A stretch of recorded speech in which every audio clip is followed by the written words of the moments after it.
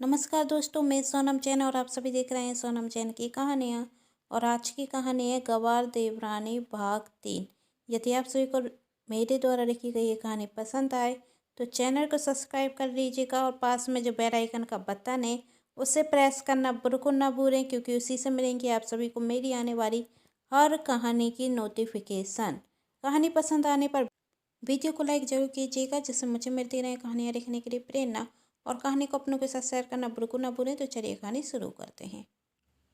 जब निखिल ऑफिस से घर आया तो रेखा अपने कमरे में उदास बैठी हुई थी और निखिल ने जब इसका कारण पूछा तो रेखा सब कुछ सच बताते हुए कहती, मैं सच कह रही हूँ दीदी की दोनों सहेलियाँ बहुत बेकार हैं, पर वह दीदी मेरी बात पर विश्वास ही नहीं कर रही हैं और मुझे ही गलत समझ रही हैं। अब मैं क्या करूं? क्या आप मेरी बात पर विश्वास करेंगे? तब निखिल ने कहा, मुझे तुम्हारी बात पर विश्वास है, लेकिन तुम्हें इस तरीके से भाभी के सामने उनकी दोनों सहेलियों की बुराई नहीं करनी थी।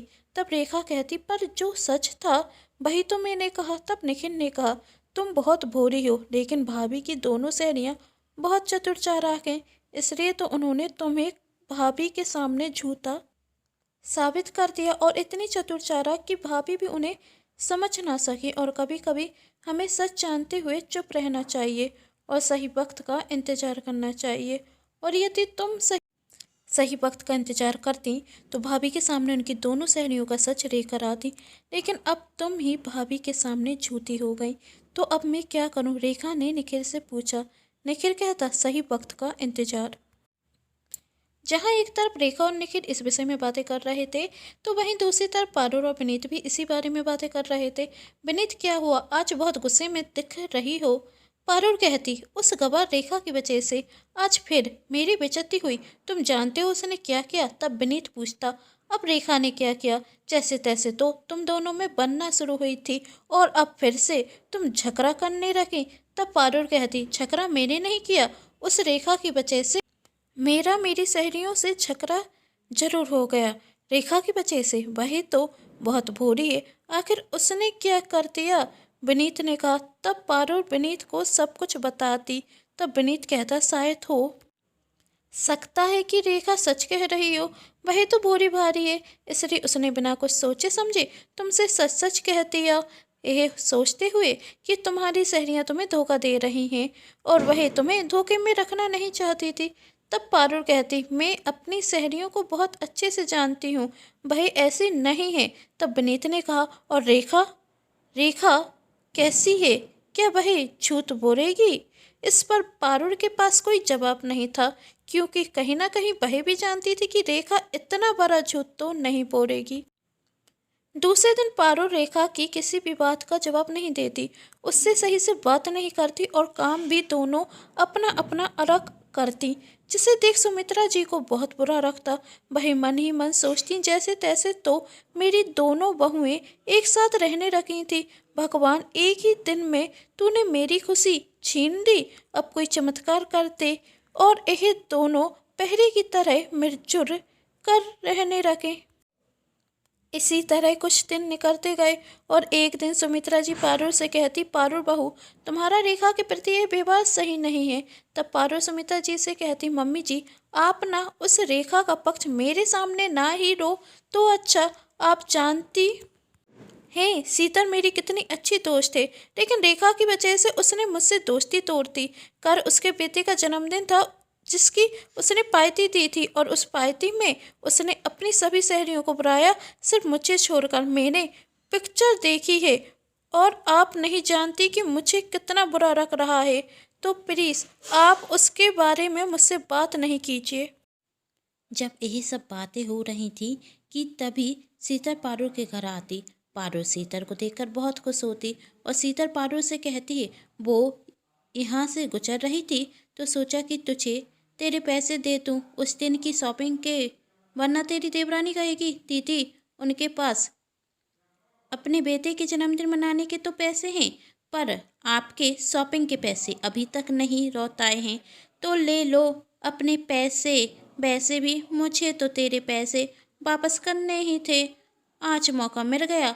तभी पारुल कहती, मैं ऐसे पैसे नहीं लूँगी, मैंने ये पैसे अपनी सहेली को दिए थे और यदि वही से मुझे पैसे लौटाएगी तो मैं पैसे लूँगी।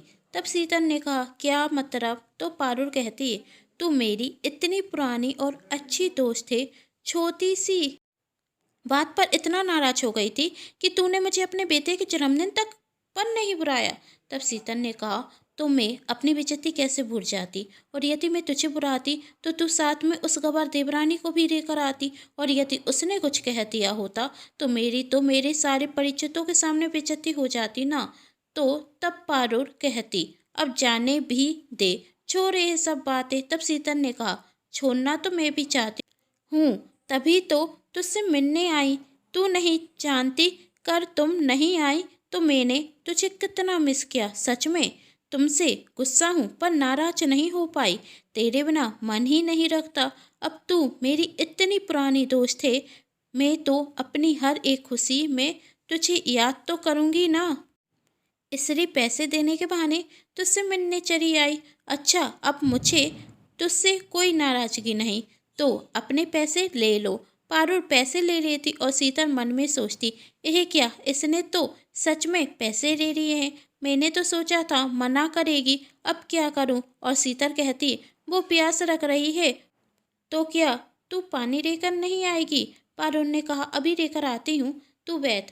पारुल पानी लेकर आती है तो वह देखती है उसकी सहेली शीतल किसी से फ़ोन पर बात कर रही है। अभी तो मेरे पास पैसे नहीं हैं, पर मैं तुझे बहुत जल्द लौटा दूंगी। पर सामने वाला व्यक्ति शीतल से जिद ही कर रहा था कि उसे तो पैसे आज ही चाहिए, जिस बात से शीतल बहुत परेशान थी। और पारुल अपनी सहेली शीतल से कहती, किसका फ़ोन था, किसके पैसे देने हैं? शीतल ने कहा, कल बेटे का जन्मदिन था तो उसकी साज सजावट कराई थी, उसी के पैसे देने हैं। मैंने कहा भी नहीं है, कुछ टाइम बाद दे दूंगी, पर डेकोरेटर कह रहा है कि पैसे तो मुझे आज ही चाहिए। अब तुम ही बताओ मैं क्या करूं? तब पारुल कहती, कितने पैसे चाहिए? शीतल ने कहा, जाता नहीं, वैसे कुछ पैसे तो मैं उसे दे चुकी हूँ, बस 50,000 और चाहिए। तब शीतल ने कहा, पैसे मैं तुझे दे देती हूँ, तू मुझे बाद में दे देना।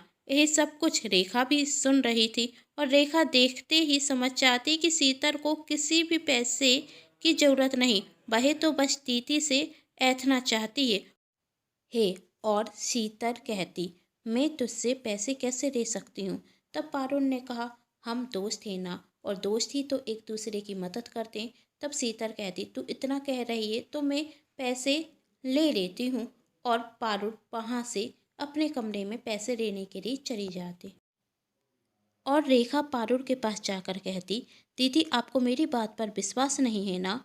आपको लगता है कि आपकी सहेली सही कह रही है तो प्लीज़ मेरे कहने पर मेरे साथ नीचे चलिए। तब पारुल ने कहा, रेखा इस बार मैं अपनी सहेली के सामने अपनी कोई बेइज्जती नहीं कराना चाहती।